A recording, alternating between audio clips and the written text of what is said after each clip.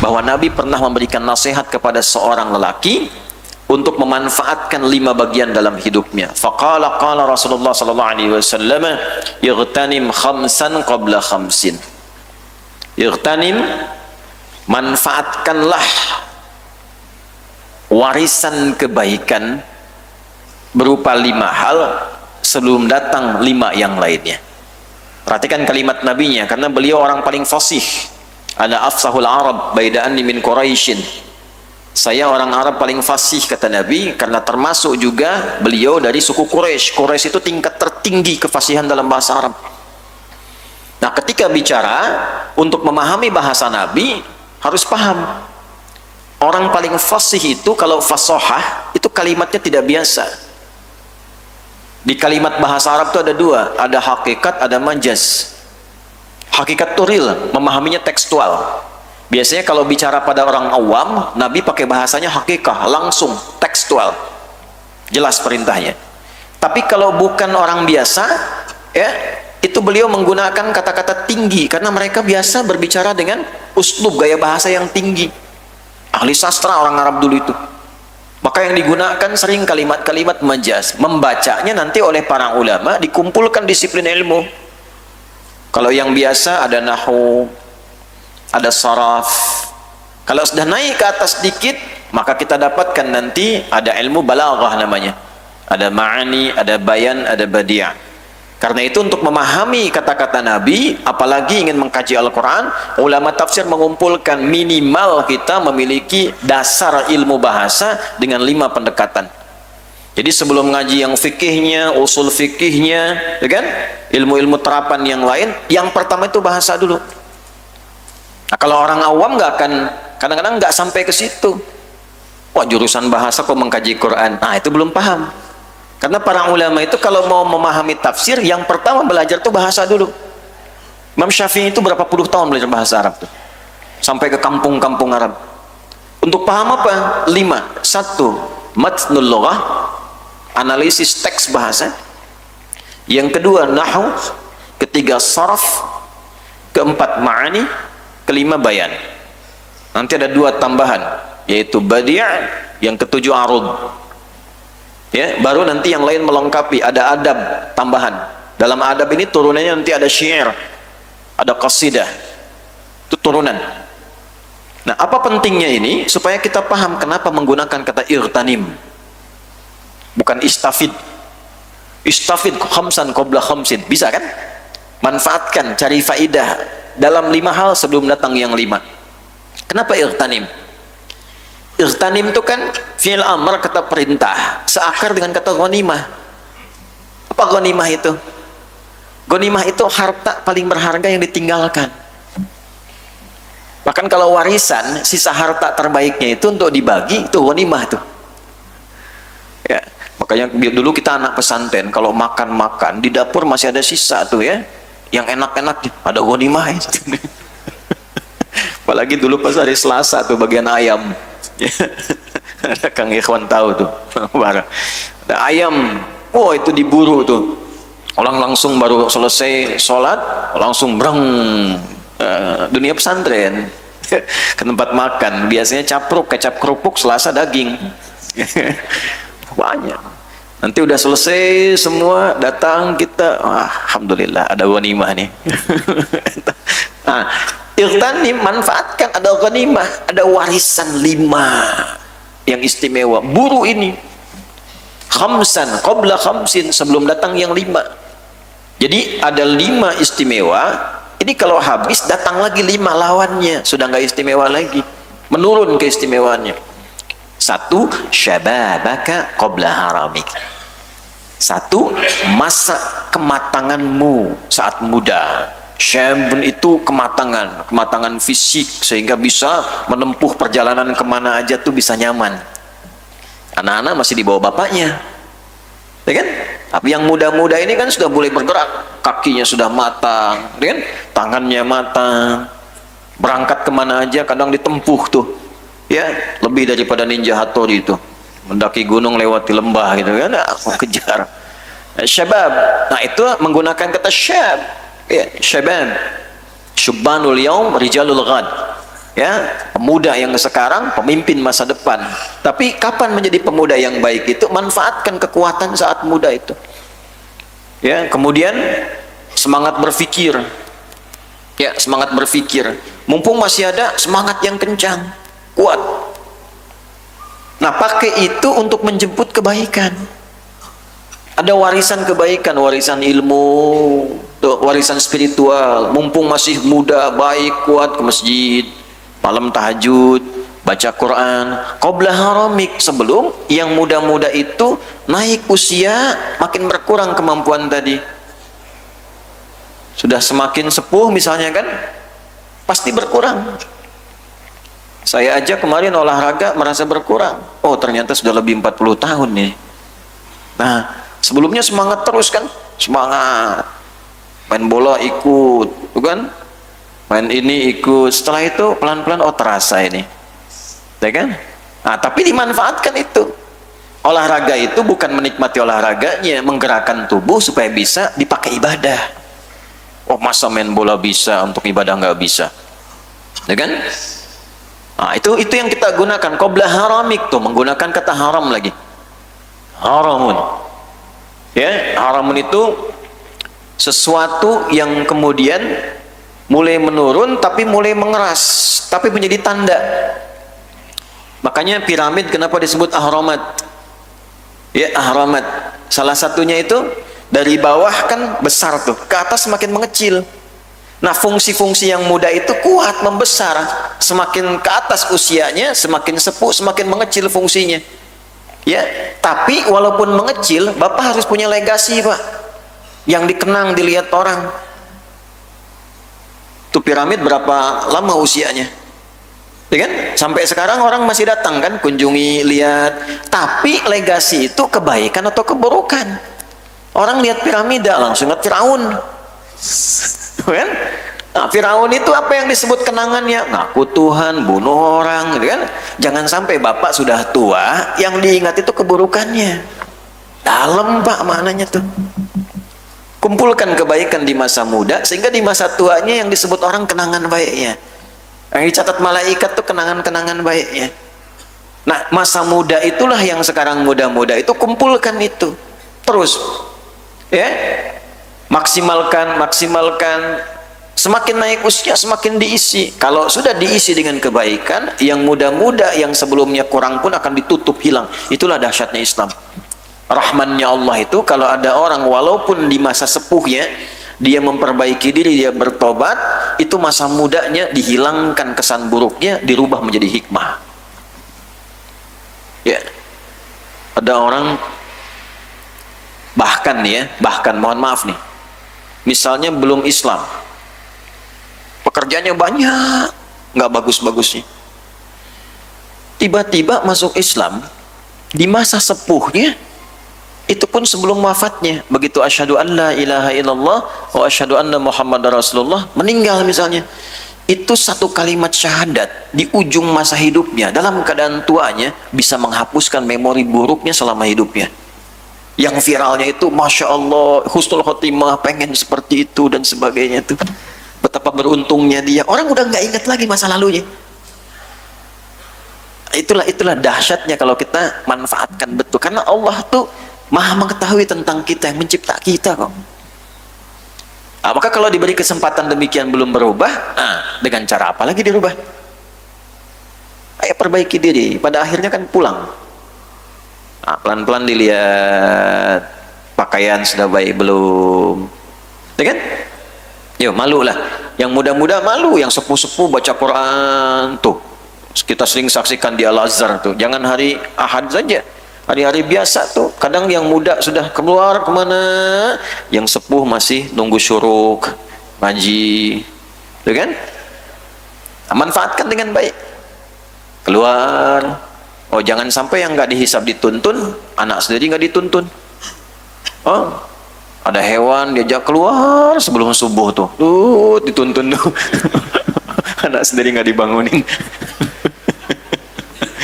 Ya, syababaka qabla haramik. Ya. Kemudian yang kedua, nah ini penting nih, hati-hati ya. Wa ghinaka qabla faqrik. dan masa kayamu, punya kemampuanmu sebelum fakrik, masa fakirmu, kurang bekal, banyak kebutuhan.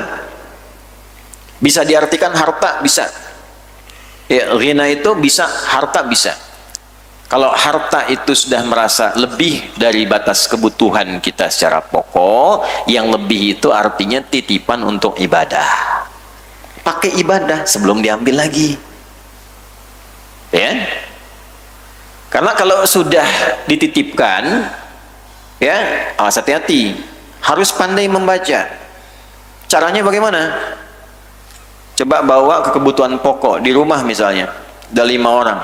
Suami, istri, misalnya kan, anak, misal saja 2, ada asisten rumah tangga misalnya 1, misal saja 5. Kebutuhan 5 ini dalam sebulan berapa? Misal ambil 5 juta. Lalu perencanaan untuk sekolah, untuk macam-macam dan sebagainya ke depan berapa? Dah, ambil, misalnya dapat lagi 5 juta. Sudah. Tapi dapatnya dalam sebulan 20 juta. Kebutuhan 10 juta. Nah, 10 jutanya itulah peluang kita untuk mencari amal lewat ibadah melalui harta. Lalu keluarkan ayat-ayat ibadah melalui harta itu, supaya juga tidak keliru dalam menyalurkannya. Misal 10 juta kemana saja, keluarkan ayatnya. Oh, ini masuk kategori zakat tidak? Ada. At-Taubah ayat ke-60. Innamas sadaqatu, kan? Lil fuqara wal masakin wal amilina 'alaiha wal mu'allafati qulubuhum wa fir riqab wal gharimin wa fi sabilillah wa ibnis sabil. 8 golongan. Urutkan 1 sampai 8. Setelah selesai, kalau yang pertama tadi kan An-Nisa 34 untuk keluarga. Zakat At-Taubah ayat 60. Infak Quran surat 2 Al-Baqarah ayat 215. 5 golongan. Yas'alunaka madza yunfiqun. Mereka bertanya pada Muhammad SAW, kepada siapa, golongan mana saja kalau ingin infak. Qul ma anfaqtum min khair. Katakan pada mereka kalau ingin infak itu yang terbaik, yang bagus. Maka siapkan, mau infak yang bagus nih. Jangan lecek the kill of the kumel dikasih orang. Lihat aja nggak senang. Wala tayammamul khabitha minhu tunfiqun walastum biakhidhihi illa an tughmidu fihi. Jangan sampai engkau nggak suka lihat aja, udah nggak senang lihat dikasih orang. Tapi tak harus dibayangkan uang. Beli makanan, beli pakaian. Jangan sampai yang dikasih orang pakaian lusuh, kita nggak enak, kasih orang aja. Tata. Nah, siapa yang harus dikasih? 5 golongan. Ini yang utama nih, sebelum infak umum, 5 dulu. Lil walidain, orang tua nggak boleh dizakati. Infak, ya, dinafkah ada untuk orang tua, infak. Yang masih ada orang tuanya tuh, ya.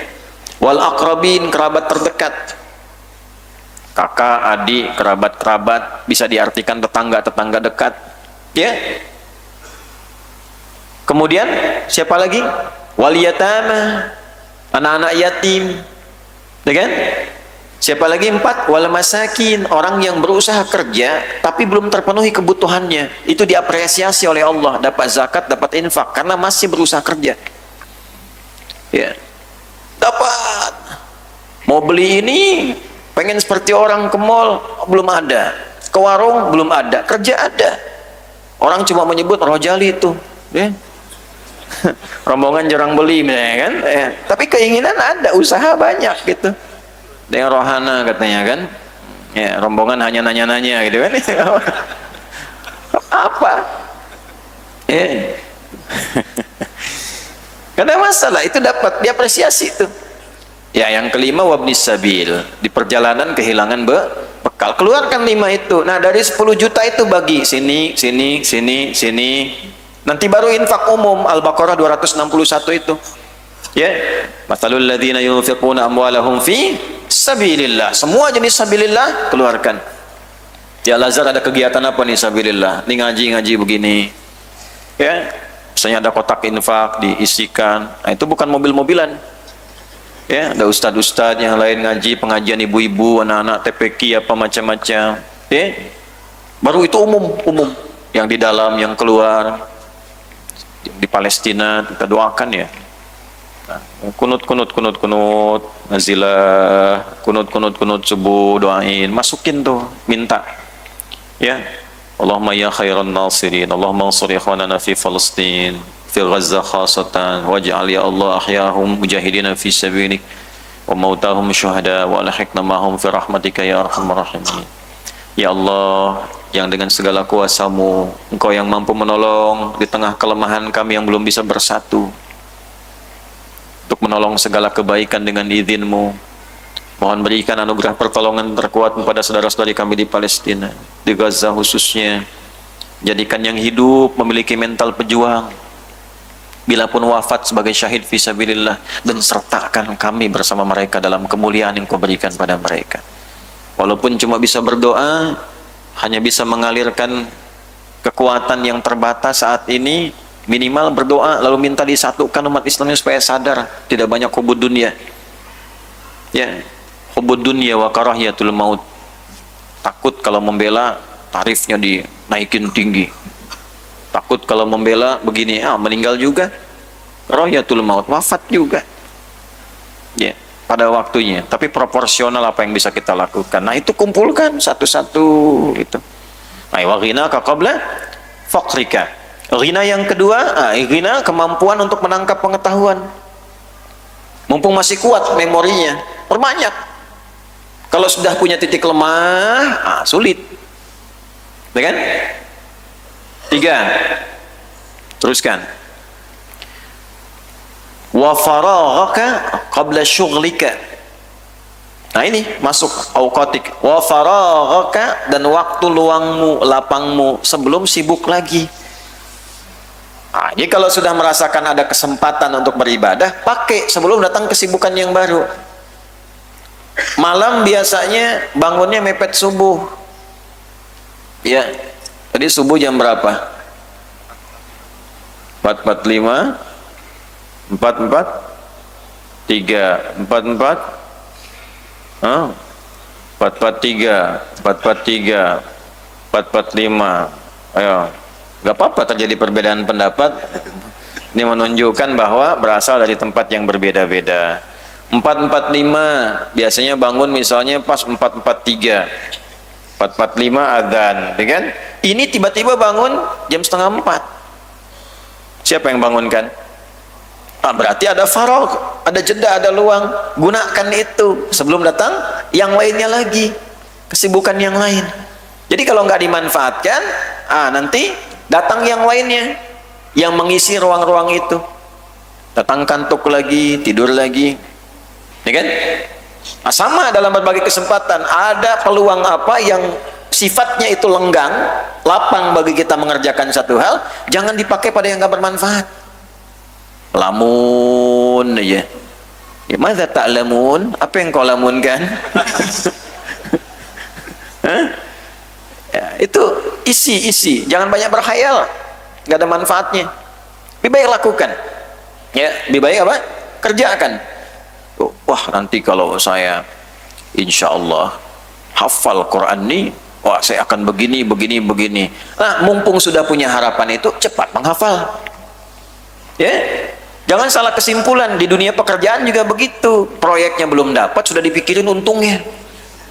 Nanti kalau proyek ini berhasil, Ustadz, ini ada bagian nanti insya Allah buat mensejahterakan masjid, buat ini, buat itu. Dibikin rencana distribusi keuntungan. Proyeknya belum dijalani. Udah, yang pekerjaan jalani dulu sebelum datang kesibukan yang lain. Nanti datang beberapa hal yang lain yang berpengaruh pada kemampuan kita mendapatkan manfaat. 4. Wasihhataka qabla saqamik. Masa sehatmu sebelum datang masa sakitmu. Sakit itu ada 3. Jarang diungkap nih. Ada daun, ada maradun, ada saqamun. Da itu sakit fisik. Sakit fisik. Obatnya dawa. Likulli da'in dawaun. Setiap penyakit fisik ada obatnya. ilal maut, kecuali kematian. Nah, makanya para dokter ya, ini para dokter yang hadir, nah, itu harus berusaha inovasi terus, kreativitas bangun, riset, perbanyak riset. Kalau ada penyakit ini cari, karena kaidahnya jelas, setiap penyakit fisik ada obatnya. Tapi jangan jahat juga. Apa bentuk jahatnya itu? Meriset sesuatu, menemukan obat untuk memunculkan penyakit. Itu sakit. Sakit itu. Meriset ini, oh ini penawar ini dari penyakit ini. Jadi penyakitnya itu dimunculkan setelah dibuat penawarnya. Supaya apa? Ketika penyakitnya disebar, obatnya cuma ada di sini. Wah, itu dosanya dosa tingkat tinggi itu. Ya, dosa bergunung, dosa berlipat gitu. Ya. Karena dia menyiapkan sesuatu hanya untuk menyebabkan kemafsadatan. Mencari keuntungan dunia itu. Yang sengaja bikin antivirus supaya menyebarkan virusnya. Hati-hati itu. Itu sudah dapat itu disebarkan. Enak aja datang ke tempat negara lain buat diuji-uji. Di tempat dia sendiri nggak pernah diuji. Datang ke negara-negara yang fakir, yang berkembang, ke Afrika, ke sini, diuji-uji. Di tempat dia nggak pernah diuji. Di tempat orang diujinya. Ntar kalau berhasil ujian itu dia jualan. Itu dosa tuh. Dosa. Nah, saya kalau ini ketat karena ini mohon maaf ya, kemaslahatan banyak. Farmasi-farmasi jangan begitu juga. Dokter-dokter tuh hati-hati. Di hadapan Allah bertanggung jawab loh. Karena itu profesi dokter itu masuk dalam 1/5 maqasid syariah. Hifdun nafsi, menjaga jiwa, menjaga fisik. Menyalahi itu bahaya itu. Kalau yang muslim-muslim ya hati-hati, yang muslim-muslim ini. Ya. Jangan sampai nanti, ya nggak apa-apa farmasi membuat obat-obat bagus, nggak apa-apa. Tapi jangan sampai dibikin supaya untung, ya memperberat pasien. Hati-hati. Hanya dengan kompensasi, oh keluar Stadium General, dikasih ini, kasih itu, Bali, ya, supaya tidak langsung transfer tuh dikasih keluar, kasih oleh-oleh macam-macam. Tapi jaminannya apa? Obatnya harus diresepin terus. Padahal bisa yang murah-murah pakai itu.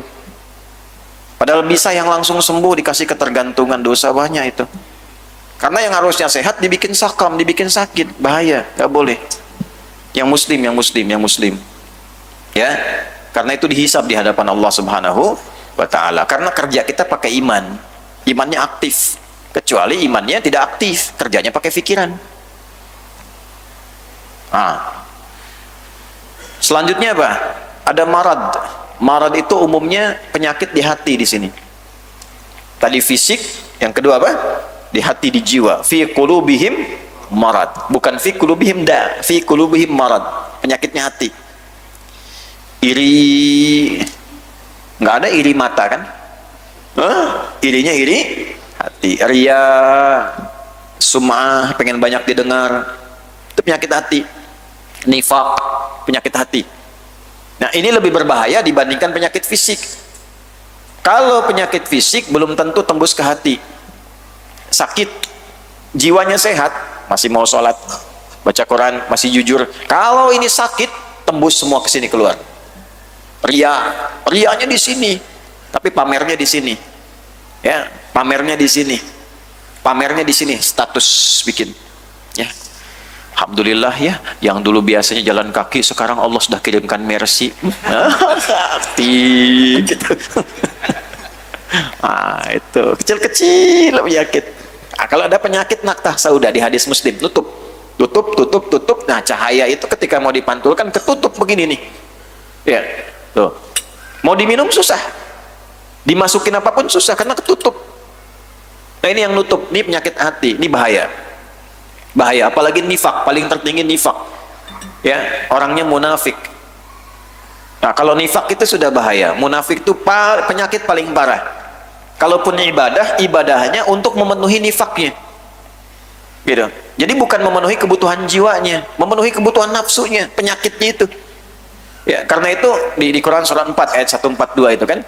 Ya, innal munafiqina yukhadi'unallaha fa huwa khadi'uhum wa idza qamu ila sholati qamu kusala. Sudah kusala yura'unan nas wa la yadhkurunallaha illa qalila. Jadi Anda bayangkan, ibadah pun dipakai motif untuk mencitrakan keadaan hatinya yang tak baik. Ibadah dibawa ke urusan dunia. Ya bahasa kitanya pencitraan lah sekarang itu kan. Tapi bahasa Qurannya apa? Dia menipu dirinya sendiri. Jadi ibadah pun jadi beban untuknya. Kalaupun harus ibadah, itu dilakukan untuk memenuhi kebutuhan nafsunya saja. Bahkan yang paling parah nanti, keyakinannya pun dipertaruhkan untuk memenuhi hasrat nafsunya. Mengaku Islam tapi masih menjelek-jelekan orang Islam. Mengolok-olok isi Al-Quran. Nah itu biasanya yang seperti itu, jaminan Qurannya masuk neraka duluan bahkan dibanding orang kafir. Duluan itu. Itu ada di An-Nisa ayat 140. Quran surat 4 ayat 140. Wa qad nazzala 'alaikum fil kitabi an idza sami'tum ayatillahi yukfaru biha wa yustahza'u biha fala taqudu ma'ahum hatta yakhudu fi haditsin ghairi innakum idzam mithluhum innallaha jami'ul munafiqina wal kafirina fi jahannam jami'a. Telah tetap ketentuan dalam Al-Quran, kalau ada orang mengingkari isi Quran atau mengolok-olok perilaku beragama. Ini ayat berbicara tentang sifat nifak. Yang bahayanya, nifak itu berlaku pada siapa? Kadang orang yang mengaku Islam sendiri. Makanya kalau ada orang mengaku Muslim, gelar apapun, dia berbicara tentang ayat tapi dibelok-belokin atau mengolok-olok pada syariat yang sudah benar. Perempuan ngolok-ngolok jilbab, ya. Laki-laki ngolok-ngolok macam-macam, atau ayat diputar-putar, dipotong-potong sesuai selera. Hebatnya gini, hebatnya Quran, perhatikan baik-baik ya. Fala taqudu ma'hum. Quran katakan jangan cela mereka. Itu indahnya Quran itu. Akhlaknya luar biasa. Saya cari-cari kenapa kalimatnya tidak mencela. Oh karena memang kaidahnya begitu. Jangan mencela yang sudah tercela. Buang-buang kosakata, buang-buang energi. Ya. Dan yang kedua, orang nifak itu sudah kebal celaan. Karena memang mereka disiapkan untuk dicela. Makanya kalaupun tampil di TV, kalau dia misalnya tampil dimanapun, kalau dicela dia senang itu. Ya, menaikkan follower, menaikkan viewers itu. Karena memang disiapkan untuk dicela. Makanya jangan mencela yang sudah tercela. Gampangnya apa? Fala taqudu ma'hum. Jangan disertai programnya. Udah tinggalin aja, cuekin aja. Nanti kalau dicuekin, nggak disaksikan, ratingnya turun, nggak dipanggil lagi. Kalau ngisi acara, nggak usah datang, jangan diikutin. Innakum idzam mithluhum. Kalau dipaksakan ikut, nanti ke bawah-bawah. Minimal kita merasa dia benar. Kenapa? Selain dipersiapkan kuat untuk dicela, dilatih retorika supaya pandai mengemas kata. Ditemukan di mana itu? Di Al-Baqarah ayat berapa? 204 sampai berapa? 206. Wa minan nasi may yu'jibuka qawluhu fil hayatid dunya wa yushhidullaha ala ma fi qalbihi wa huwa aladul khisam. Anda akan temukan nanti orang yang pandai retorika, kata-katanya menarik gitu. Bahkan kadang bawa-bawa nama Allah, bawa-bawa ayat, tapi ada racun dalam hatinya. Itu musuh yang paling berbahaya. Bahaya itu. Ya, itu enggak hitam putih lagi. Bu-abu, ada racunnya bu. Jadi kata-katanya seperti madu bu, tapi isinya racun. Ibu pilih tuh, mau di madu apa di racun? Nah, itu bahaya ya, bahaya. Jelas? Nah, jadi itu marad namanya. Nah, obatnya syifa. Kalau tadi obatnya dawa. Kalau sakit fisik, ya datang ke dokter. Ada orang sakit fisik, datang ke Nabi, ya Rasulullah saya sakit, doain dong supaya sembuh. Ya nggak apa-apa, kata Nabi apa? Idza bilat tabib, pergi ke dokter. Ya, tapi kan kau Rasul. Iya, kesembuhannya dititipkan di tangan para dokter. Nabi doakan, tapi ikhtiarnya jalan. Jelas ya? Nah kalau sudah dokternya angkat tangan, angkat kaki, angkat pikiran, ya, menyimpulkan nih nggak mungkin, nggak bisa, maka pakai skema yang kedua. Ayat Qurannya jelas, ketika semua mengatakan tak mungkin, itu tanda pertama dari Allah supaya tinggalkan manusia, karena Allah ingin langsung memberikan jawaban tanpa perantara siapapun. Di mana ditemukannya? Quran surat 3 Ali Imran ayat berapa? 38 sampai berapa? 39. Contoh kasus Nabi Zakaria dengan siapa? Istrinya. Ya, Eliasobat dikenal dengan Elizabeth. Dikenal secara medis, viral, tak mungkin punya keturunan. Maaf, karena divonis monofos juga mandul, susah, sulit. Orang mengatakan gak mungkin, sementara beliau berharap ada generasi yang mampu meneruskan risalah. Maka beliau berkata, sholat.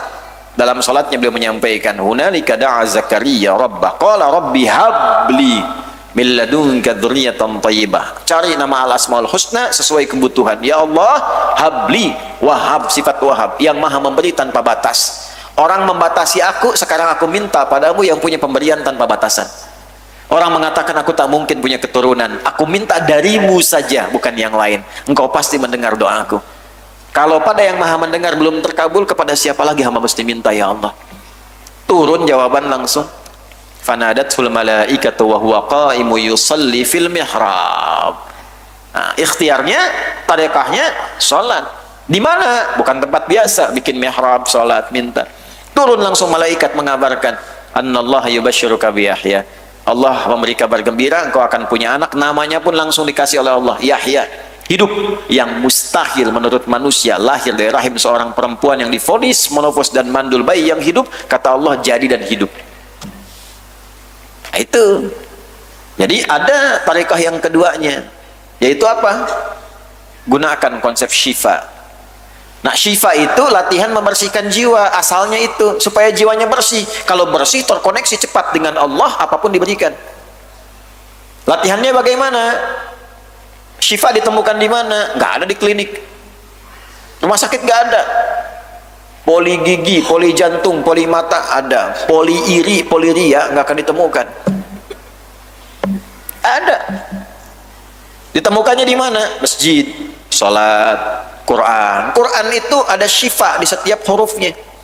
Makanya yang rajin baca Quran itu orang-orang yang selalu rajin, konsisten baca Quran, hatinya itu insya Allah bersih dari penyakit marad. Ya. Dalilnya mana?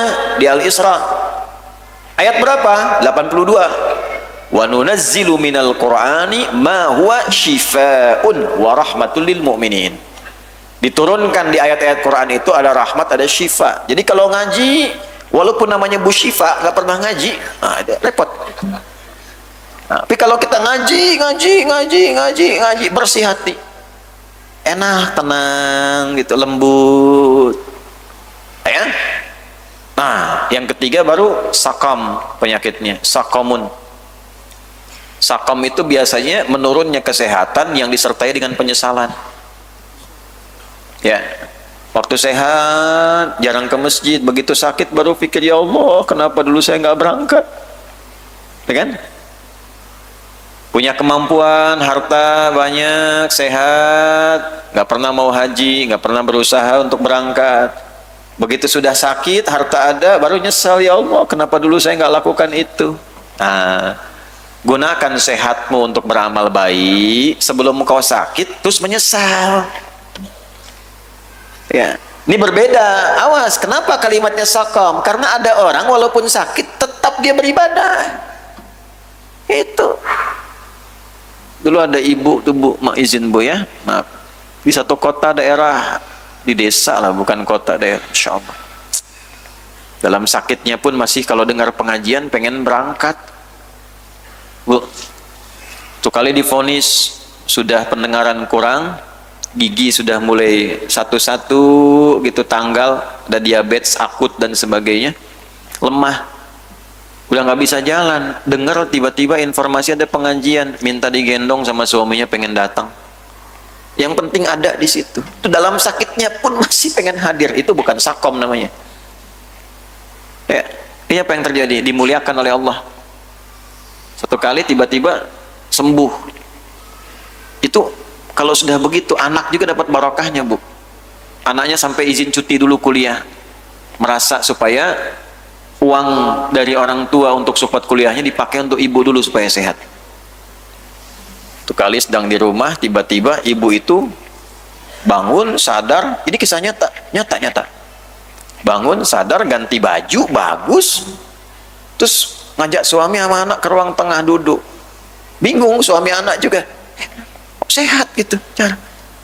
Suami minta duduk sampingnya, pegang tangannya, anak minta bikinkan susu katanya. Pengen susu. Udah diminum, minta bacakan Quran, baca Quran. Anaknya baca Quran, suami masih heran dipegang tangan tuh. Baca Quran, meninggal dalam keadaan genggam suami dan diiringi bacaan Quran pada anak yang telah disusuinya dan telah dibimbing untuk bisa baca Quran itu.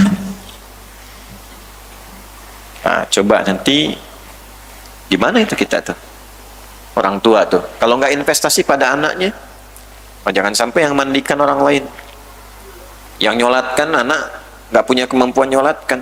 Saya pernah sedih sekali baru pulang dari Tripoli itu, sedih di satu tempat di kota ada orang meninggal, anaknya sampai nyewa orang untuk sekedar nyolatkan.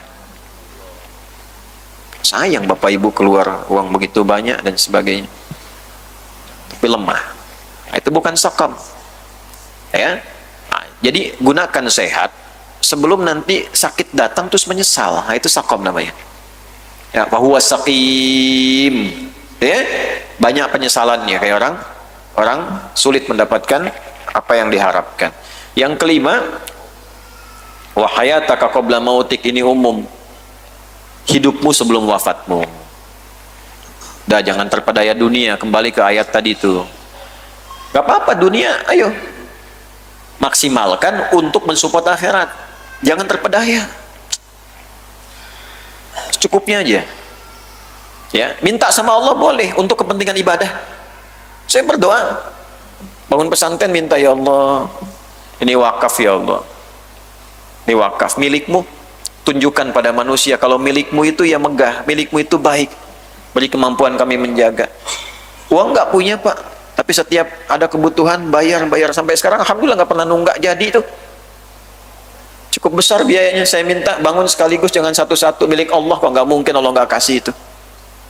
Terus pegang niat itu dengan benar, jangan cari-cari dunia. Bangun satu kantor, udah bangun, orang banyak taunya kantor kiai punya ustadz, bukan, itu udah wakaf. Wakaf isi-isinya wakaf, kursi apa ini, kamera itu wakaf, ini wakaf loh. Dia apa dipakai buat apa, bukan buat cari uang, enggak. Wakaf itu ibadah.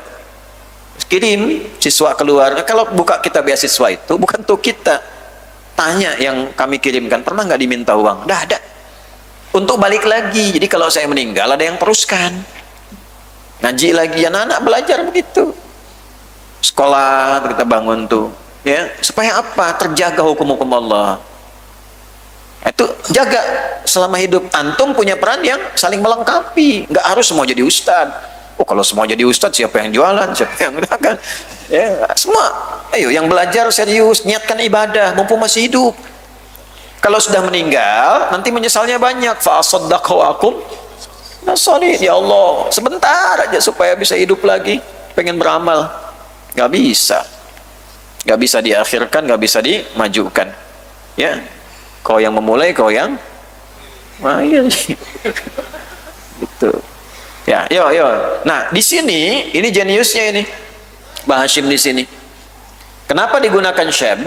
Karena kaitan dengan adab menuntut ilmu dan auqat faragh, mumpung masih kuat, walaupun nanti usia sudah tidak muda lagi, tapi masih ada waktu. Pakai yang muda, semangat pakai fisiknya untuk belajar dengan baik. Yang merasa sudah senior, gunakan sisa waktunya untuk memperbaiki diri lewat ilmu. Ini jelas ya. Jadi dari 5 diambil berapa? 2. Nah, jadi referensi hadis yang sudah saya sampaikan, tinggal digunakan. Ini saya sedikit sempurnakan, setelah itu kita bisa akhiri ya. Wala yaghtarru bi khida'it taswif wa ta'mil. Dan jangan sampai tertipu, terpedaya oleh banyaknya angan-angan. Anak-anak muda jangan banyak melamun. Kreatif, berpikir yang keras, ya. Ayo, masaknya ini katanya ingin Indonesia emas 2045. 20 tahun lagi. Awas tuh. Emas tuh nanti ada emas murni 4 karat, 22 karat, jangan sampai justru karatan. Hah? Bonus demografi di horor demografi nanti. Yo, jangan banyak-banyak yang nggak jelas. Apa itu konten-konten TikTok nggak jelas, ini nggak jelas. Di Cina aja, di Tiongkok yang bikin kontennya itu edukasi, motivasi. Saya lihat kemarin anak SD kecil-kecil, mereka liburannya bikin roket dari air, dibimbing gurunya, terus terbang roketnya tuh 2 lagi, ya, yang nyambung tipenya tuh, lepas satu naik satu lagi dari air itu. Terus mereka publish di motivasi lewat TikTok yang mereka bikin. Kok tiba-tiba TikTok nyampe ke Bekasi, nggak jelas kontennya, joget, masuk lumpur. Itu generasi emas. Gimana ini? Yang muda-muda sekarang, ayo belajar, riset. Kalau jadi Islam tuh pasti pintar, semangat. Coba cek orang jahiliyah masuk Islam, jadi pada pintar. Ya, kenapa yang sekarang modern jadi jahiliyah lagi? Ayo pada pintar. Bukan cuma ngaji di sini, kampus kita itu punya semua ayat dan hadisnya. Tentang masuk majelis ilmu, masuk kelas, punya ayatnya, punya hadisnya. Duduk saat pertama, bersikap dengan baik, penampilan paling bagus, dengarkan dengan menyimak, bertanya kalau tak paham. Ini banyak kajian tapi isinya nggak dipakai, kenikmatan hadisnya nggak dirasakan, cuma jadi hafalan. Al-Arba'in 42 hadis nomor 2 an Abi Hafsan Umar bin Khattab radhiyallahu taala anhu qala bainama nahnu julusun inda Rasulillah sallallahu alaihi wasallam ya itala zata yaumin tara rajulun shadidu bayadi thiyabi shadidu sawadi sa'li la yura alaihi atharu safari fajalasa ila nabi sallallahu alaihi wasallam fastada rukbatai li rukbatai wa daqa fi ala fakhidaihi faqala ya Muhammad akhbirni anil Islam sampai ke ujungnya. Bagus, nilai 100, dapat hadiah umrah. Tapi isinya nggak dipakai. Datang seseorang ingin belajar dengan Nabi, penampilannya bagus, bajunya putih bersih, rambutnya tertata rapi, tujuannya jelas untuk belajar. Dia nggak nyambi, nggak mampir-mampir, tak terlihat bekas telah mampir sana sini, fokus ingin belajar. Maka datang ke tempat belajar Nabi, duduk paling depan, sampai hampir lututnya bertemu dengan lutut Nabi, bersikap beradab, tangannya disimpan di pahanya, beradab, bersikap. Bacanya pakai majas, ya. Jadi bukan berarti di sekolah Al-Azhar mulai sekarang jangan pakai bangku karena hadisnya itu nggak ada bangku. Tidak, maksudnya beradab yang bagus. Adab ada, duduk terdepan, duduk paling depan. Ya, kalau ada safnya, ngantuk ditahan paling depan itu. Depan Ustadz. Mau moto nggak enak tuh. Belakang bebas tuh. Mau sandaran, tiduran, sini mau sandaran kemana? Paling jelas lagi kan? Paling jelas. Tuh. Kan yang lainnya sesuai tempatnya. Kalau sudah dapat di situ, sama-sama fokus. Ya? Nah, ini kadang ke kampus begitu. Ya, duduk di kelas, bangku deretan belakang. Di dalam kelas penuh dengan obrolan. Ngobrol, titip absen. Tuh kan? Minggu tenang, pinjam catatan teman. Minggunya tenang, orangnya gelisah. Robah, pakai hadisnya. Jangan keluar dari kelas sebelum paham. Kejar tuh dosennya kalau belum paham sampai paham. Itu kita punya ayatnya, punya hadisnya. Jangan tertipu terpedaya itu. Wah, menggunakan apa nggak jelas itu. Ya, sekarang zamannya berubah, eranya. Yang mengisinya itu beda. Belajar hadisnya supaya paham situasinya. Ya, yang penting konten, apa aja dipertaruhkan. Apa sudah nggak ada moral hazardnya itu sudah tipis. Ya, jangan banyak melamun. Ya, bapak ibu melamun kalau anaknya nanti satu jadi ini jadi itu, ya sekarang lamunan tuh diturunkan lewat amalan, pakai ilmu.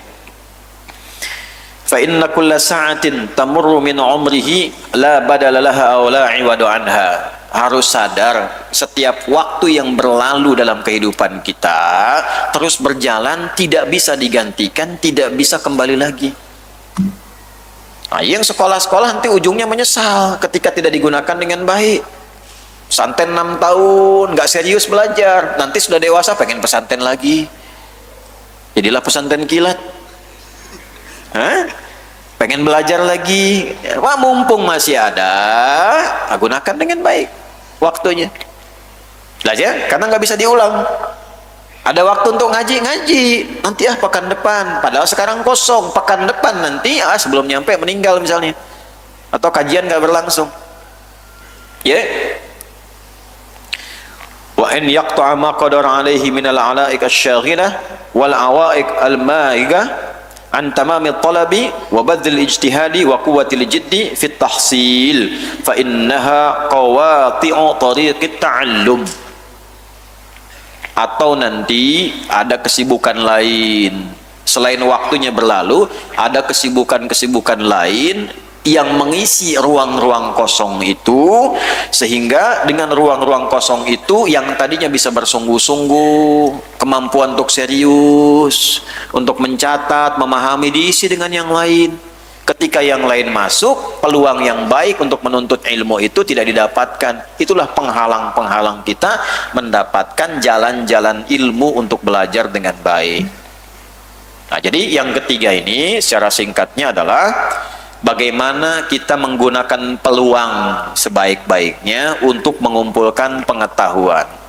Caranya bagaimana? Mulai dengan tadi niat sudah suci, sudah bersih, catat Pak. Bikin agenda. Dalam sepekan ini ada pengajian di mana saja, yang materinya saya butuhkan, saya tinggal di mana, nih luangnya kapan, sesuaikan waktu dari jauh-jauh hari. Siapkan perangkatnya, siap catatannya. Kalau nanti nggak sempat, misalnya ada rekaman, kaji lagi, dapatkan. Saya sampai sekarang masih belajar Pak, Bu. Boleh tanya sama staf-staf itu, di mobil mesti murojaah, masih murojaah di mobil. Oh kesini murojaah, ini dari sana ke sini murojaah. Nanti ke Tanah Kusir juga insya Allah diisi murojaah gini. Baca kitab tafsir saya masih baca. Saya beli kitab-kitab tafsir itu yang ada tafsir apa saja kumpulkan. Nanti satu ayat lihat tafsir ini apa, ini apa, ini apa, ini apa, baca terus. Terus yang umum-umum belajar. Kadang waktu senggang saya ke toko buku, apa buku-buku yang baru yang belum saya punya, itu kumpulkan.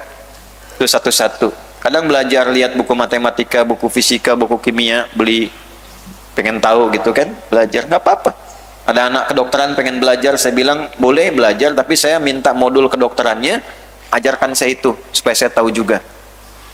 Gunakan waktunya, ya kan? Nah, sama, maksudnya apa? Maksudnya jangan sampai kita mengajar orang, kita nggak praktekkan juga.